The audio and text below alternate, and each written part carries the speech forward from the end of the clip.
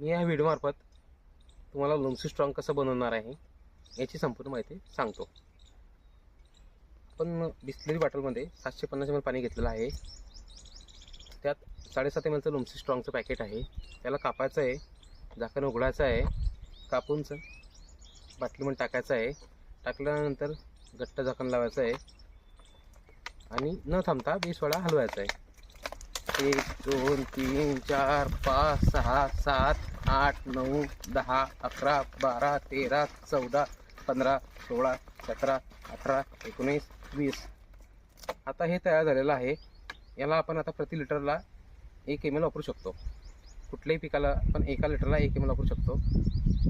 आणि याचं कार्य 3 वर्ष खराब होत नाही. म्हणजे एकदा तयार केलं तर खराब होणार नाही, वास येणार नाही, कलर बदलणार नाही,